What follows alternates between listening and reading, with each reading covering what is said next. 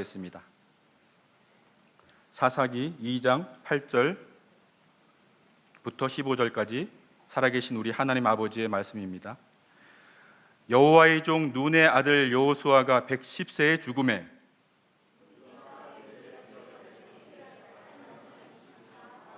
북쪽 딥낫 헤레스에 장사하였고 그 세대의 사람도 다 그 조상들에게로 돌아갔고 그 후에 일어난 다른 세대는 여호와를 알지 못하며 여호와께서 이스라엘을 위하여 행하신 일도 알지 못하였더라.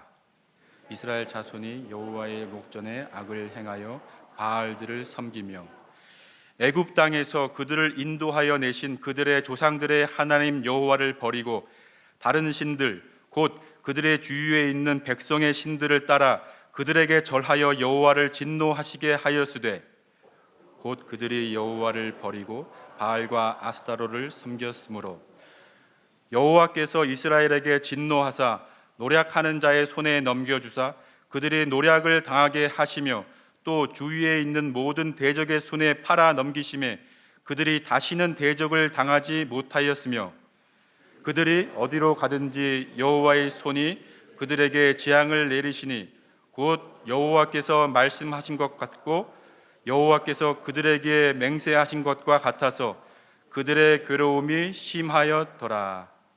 아멘. 오늘 말씀의 제목은 여호와를 모르는 다른 세대라는 제목으로 하나님 말씀 전하기를 원하는데요.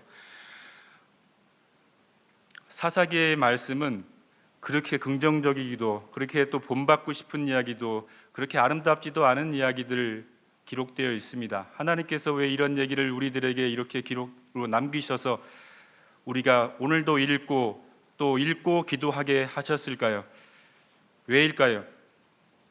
저 역사 공부 제가 좋아합니다. 그냥 국사, 세계사, 성경에 있는 이야기들 다 좋아하죠. 제가 한동안 이런 생각을 한 적이 있었습니다. 어릴 때죠. 내가 왜 이스라엘 역사를 이렇게 교회에 나와서 이렇게 열심히 공부해야 되나 라는 생각을 한 적이 있었습니다.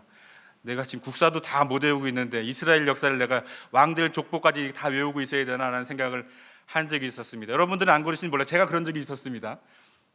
사사기는 어떻습니까? 이 많은 영웅들 한 면 한 면 보면 그렇게 사실 뛰어난 인물 같지 않습니다. 능력을 받아서 하나님의 일을 했지만 얼마나 쪼잔하고 실망스럽고 비겁하고 그런 사람들입니까? 하나님이 그런 사람들을 부르셨고 쓰셨습니다.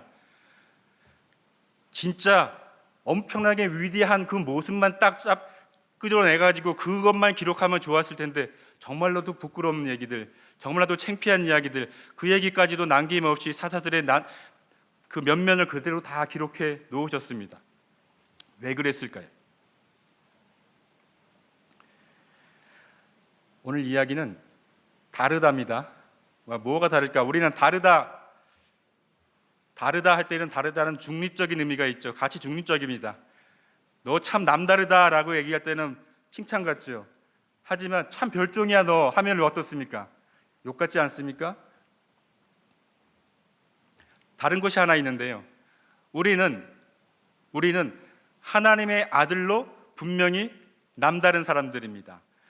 남다른 사람들인데 하나님의 사람들로 남다르게 살지 않으면 어떻게 되냐 하면 다른 사람들은 물론이거니와 하나님으로부터 우리가 참 별종이다라는 얘기를 들을 수도 있는 겁니다. 오늘 왜 그렇게 되는지에 대한 이야기를 하고 싶습니다. 지난 한 주간 제가 말씀 준비하는 동안에 또 신문을 읽다가 신문 제목에 이런 그 헤드라인이 적힌 거를 신문을 제가 봤습니다. 영감이 필요한가? 영감이 필요한가? 제가 영감에 관심이 많은 사람이기 때문에 그 기사를 이렇게 여러 가지 들어가 봤습니다. 그랬더니 어떤 기사인지 아십니까? 네, 저만 봤군요. 그 기사. 영감이 필요한가? 기사 제목 제가 열어 들어가 봤더니 그 소위 서울대, 고려대, 연세대 명문대학교 학생들이 포함되어 있는 그 대학교 동아리, 학교를 초월하는 동아리입니다. 동아리 활동을 하는데 그 활동이 뭐냐면 마약을 공동구매, 유통해가지고 그 마약을 먹고 취해가지고 집단으로 성관계를 맺는 그런 동아리 활동을 하는 것이 기사에 난 겁니다. 그 동아리의 그 학생을 모집하는 광고가 영감이 필요한가입니다. 영감이 필요한가? 어떤 영감이 필요하길래 그런 겁니까? 근데 저는 더 어이가 없었던 것은 뭐냐면 기사의 첫 줄에 명문대 학생들이 포함된 이었습니다. 명문대 학생들이 포함된. 명문대 학생들이 아니고 그냥 알려지지 않은 학교, 지방에 있는 어느 학교 학생들이 그렇게 동아리를 활동을 해가지고 하면 아이고 저런 철없는 놈들, 정신없는 놈들 찌찌찌 하고 말 텐데, 명문대 학생들이 포함된 소위 스카이 학생들이 포함된 마약 동아리라고 적혀져 있는 것은 포인트가 뭡니까? 명문대 학생들은 죄 안 짓습니까? 명문대 학생들은 죄인 아닙니까? 더 머리 좋은 죄인일 뿐이죠. 오늘 사사기 말씀을 대할 때 우리 그랬으면 좋겠습니다. 우리는 잘하고 있어. 물론 우리 하나님께서 격려할 수 있습니다. 우리 주님께서 우리를 두드려 주십니다. 내가 널 사랑하는 아들아, 사랑하는 딸아, 너를 기억한다. 두드려 주실 겁니다. 그러나 동시에 우리는 어떤 생각을 가져야 되냐면, 우리가 하나님께서 특별히 구별해 두셨는데 구별해 두신 것에서 과연 미끄러지기 쉬운 존재인 것을 기억해야 된다는 것이죠. 말씀드린 대로 사사기는 정말로 오늘 2장인데요 1장에서 시작했습니다. 2장 넘어가면서 앞으로 벌려지는 이야기들은 정말 무도하고 비윤리적이고 반인륜적인 이야기들이 나옵니다. 정말 그런 내용들로 가득합니다. 폭력과 살인, 상상을 초월하는 성적인 타락, 그리고 온갖 학대와 차별들 나옵니다. 사사기는요 절대로 영웅들의 이야기가 아닙니다. 등장하는 사사들도 아까 말씀드렸잖아요. 되게 다 비겁하고 찌질합니다. 이기적입니다. 여호와의 영으로 붙잡힘 받아 감화 감동 되었을 때 그때만 하나님께서 사용하셨습니다. 사사기의 몇면의 내용들이 아름답지 못합니다. 각 장의 스토리 라인들이요 오늘날 막장 드라마 또는 그런 호러 잔혹극 그 이상입니다. 어디서부터 잘못된 겁니까? 오늘 그 모든 막장의 이야기의 시작이 어떻게 되고 있습니까? 오늘 본문 8절에 이렇게 우리가 읽었었죠. 여호와의 종 눈의 아들 여호수아가 110세에 죽음에 라고 오늘 본문 시작합니다. 그 앞에 단서가 있습니다. 7절에 뭐라 되어 있습니까? 백성이 여호수아가 사는 날 동안과 여호수아 뒤에 생존한 장로들 곧 여호와께서 이스라엘을 위하여 행하신 모든 큰 일을 본 자들이 사는 날 동안에 여호와를 섬겼더라. 여호와의 종 눈의 아들 여호수아가 110세에 죽었습니다. 여호수아는 출애굽 1세대죠. 갈렙과 함께 살아남은 출애굽 1세대입니다. 출애굽 2세대를 이끌고 가나안 해방 전쟁을 수행했습니다. 여러분, 가나안 해방 전쟁은 그저 풍요와 번영을 내가 획득하기 위한, 쟁취하기 위한 정복 전쟁이 아니었습니다. 말 그대로 우상과 거짓과 그리고 하나님의 정말로 미워하시는 그 일들에 속박된 땅을 여호와의 신앙으로 바꿔놓는 것, 여호와의 신앙으로 회복하는 것, 그 싸움이었습니다. 하나님을 인정하고 예배하는 땅으로 바로잡는 영적 전쟁이 바로 하나님께서 맡기신 가나안 해방 전쟁이었죠. 여호수아는 모세의 뒤를 이어서 가나안을 하나님의 나라로 바꾸는 일에 쓰여진 하나님의 도구였습니다. 하나님의 사람이었죠. 그러나 사랑하는 여러분, 아무리 훌륭한 사람, 아무리 충성된 사람도, 그런 일꾼도 하나님이 영원히 쓰지 않으십니다. 이제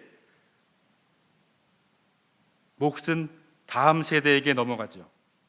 기성세대의 몫은 다음 세대를 길러내는 것까지입니다. 출애굽 2세대가 퇴장했습니다. 여호수아가 110세, 오늘 이 본문에 나오는 사람들의 이 당시 사람들의 나이에 비하면 비교적 오래 산 겁니다. 오래 살다가 자기 족속 에브라임의 산지 딥낫 헤레스에 묻혔습니다.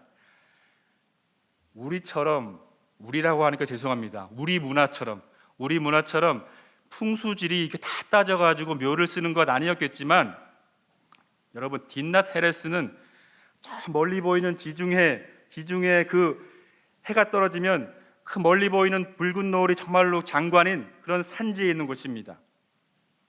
딥낫 헤레스란 뜻이 태양의 땅이란 뜻도 있죠. 모세의 시종으로서 시작했습니다. 그에게 배웠고 그의 뒤를 맡아서 큰 집단 이스라엘을 이끈 여호수아가 무덤에 마침내 죽어 무덤에 들어가는 그 모습에서 어떻습니까? 저 멀리 지중해 해가 지는 사라져가는 그 태양의 모습이 오버랩되는 것 같습니다. 사명자는 사명을 마쳐야 하나님께서 부르십니다.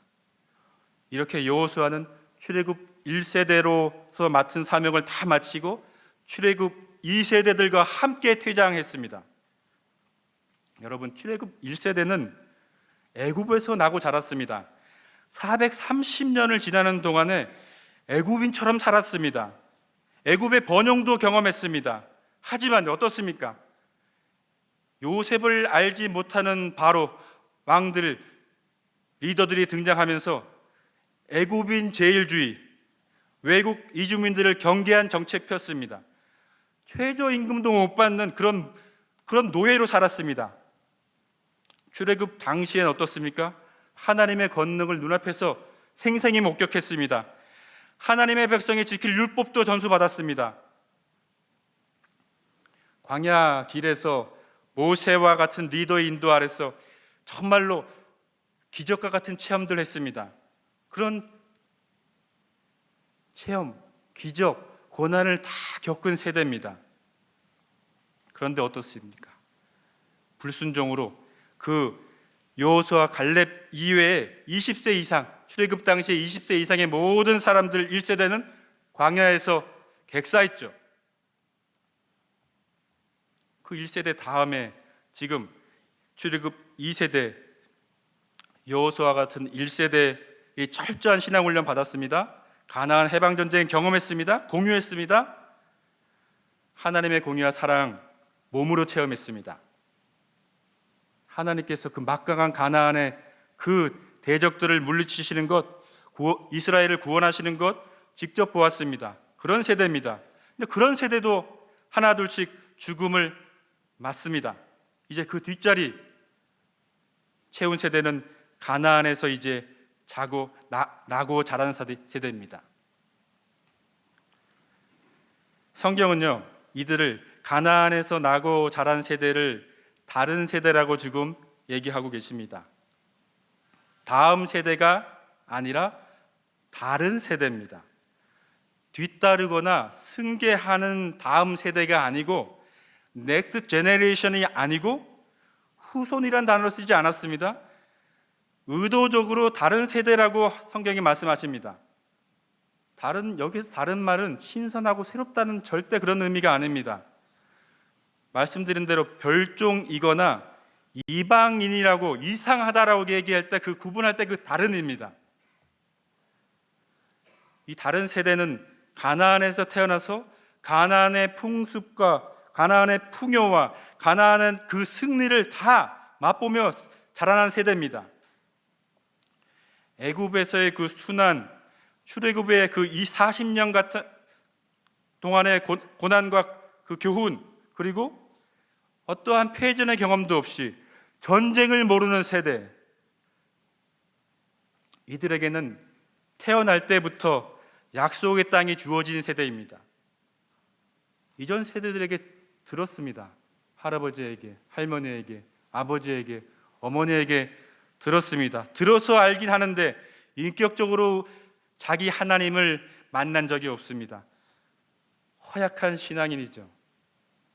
풍요한 땅에 살고 있고 풍요한 땅에 나라를, 족속을 이루어 살고 있지만 하나님을 아는 마음이, 신앙이, 지식이 현저하게 부족한 세대. 혈통적으로는 이스라엘 안에 들어가지만 믿는 부모와 함께 신앙생활도 했지만 영적으로는 무엇입니까? 다른 세대, 이방인입니다.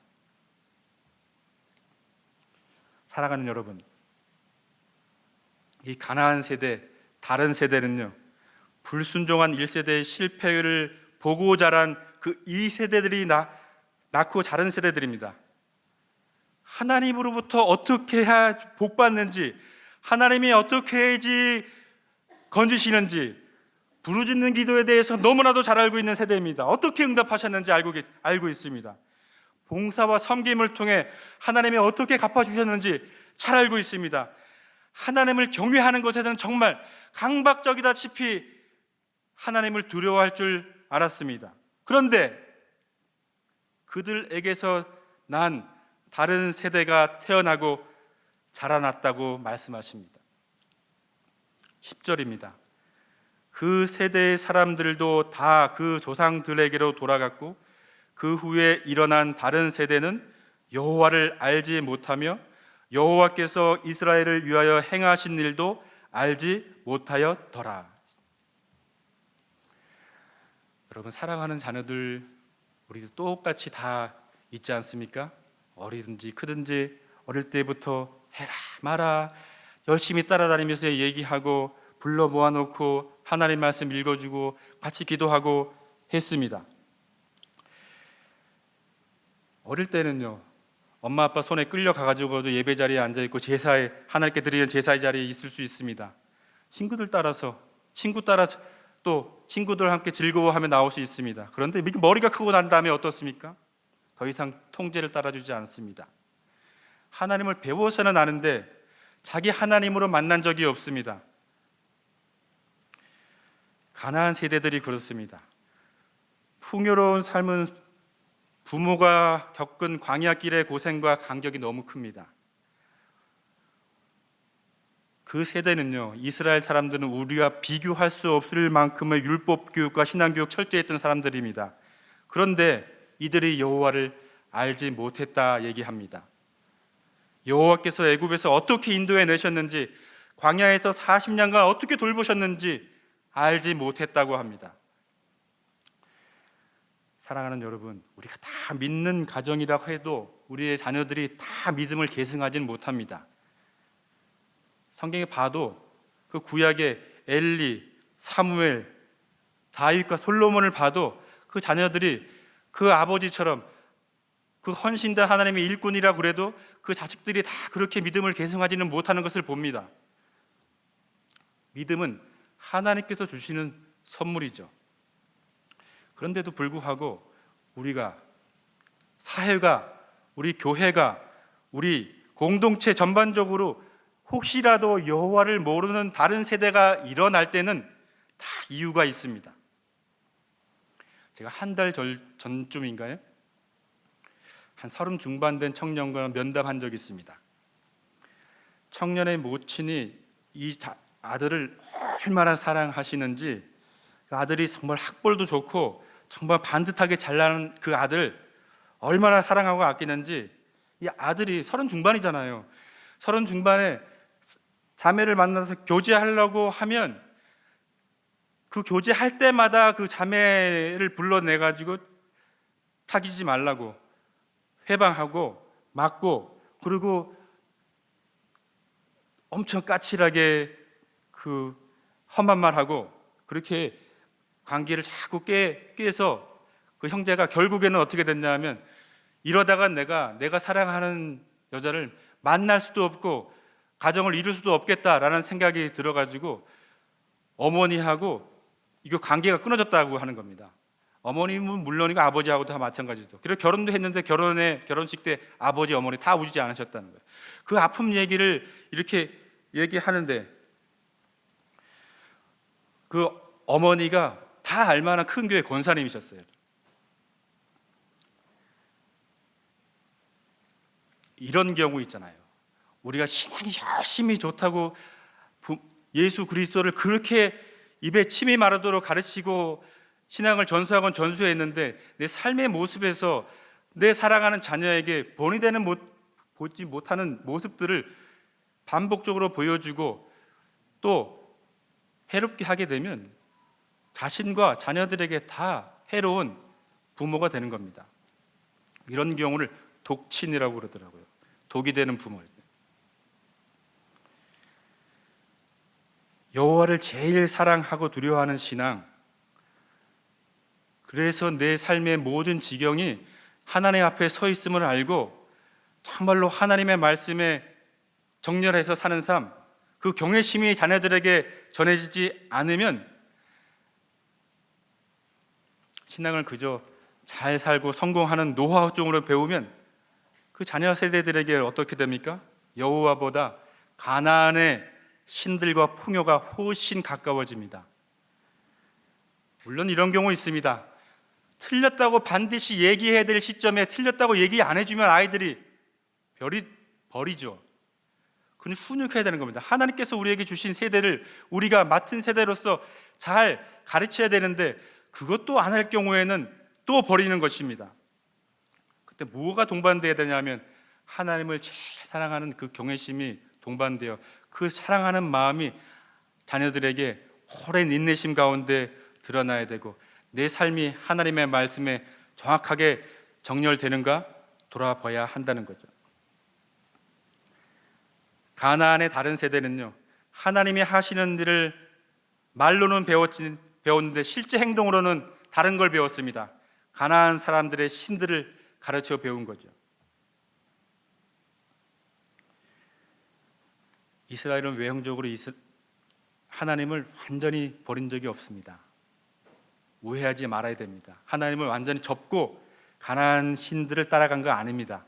하나님과 가나안 신을 겸하여 섬겼고 가나안의 바알을 하나님이야, 마치 금송아지가 이분이 우리를 애굽에서 인도해낸 하나님 여호와 하나님이야 라고 가르쳤던 그대로 가나안에 있는 바알을 하나님이야 라고 가르치게 되는 거죠.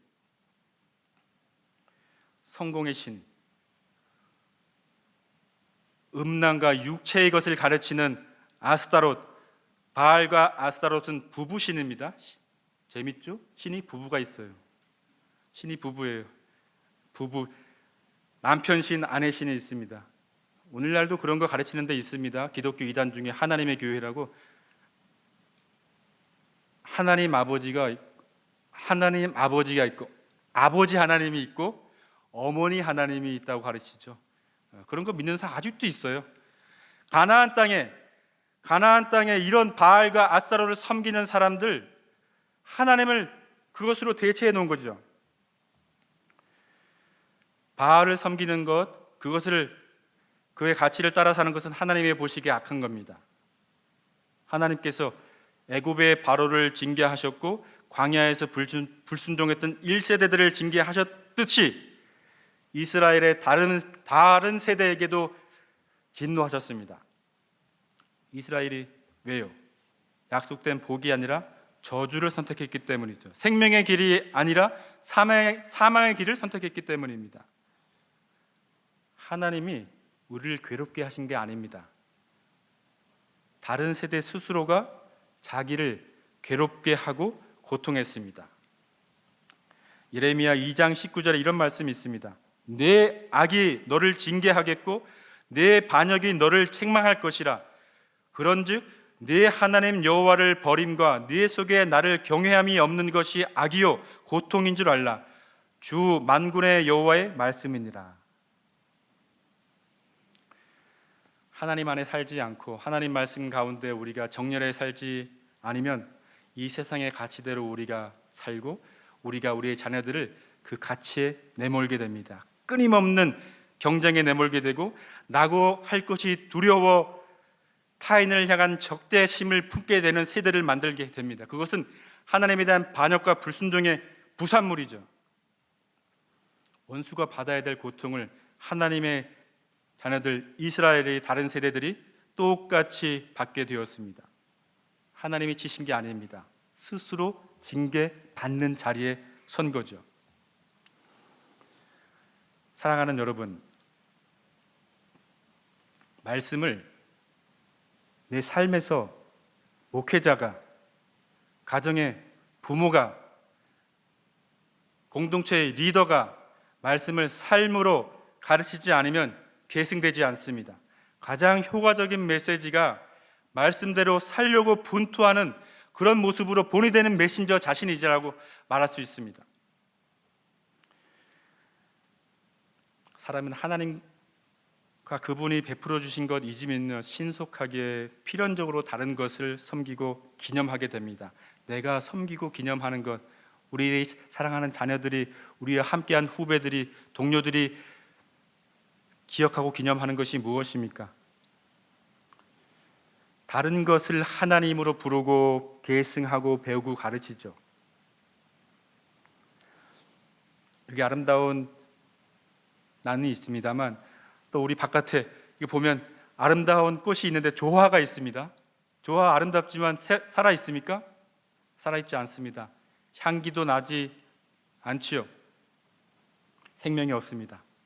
조화 같은 신앙으로는 우리가 바로 살 수 없고 우리의 다음 세대도 다른 세대로 하나님께 보일 수 있는 잘못을 우리는 하기 쉬운 존재라는 것을 늘 기억해야 된다는 거죠. 오늘 이렇게 하나님의 말씀, 우리가 매일 예배하고 매일 말씀을 대하고 매일 말씀을 가르칠 때도 그 말씀이 다른 사람 누가 아니고 나에게 정렬되어 앞으로 나란히 옆으로 나란히 그 오와 열을 말씀으로 마치고 그렇게 반듯하게 살아내므로 우리를 이어 하나님의 귀한 세대로 살아갈 우리의 다음 세대들이 하나님께 그렇게 인정받는 세대로 우리의 뒤에 이어서 하나님의 귀한 일들을 감당할 수 있도록 우리가 그렇게 섬기할 줄 믿습니다. 오늘 이렇게 잠시 고백했으면 좋겠는데요. 같이 고백하며 기도하길 원합니다.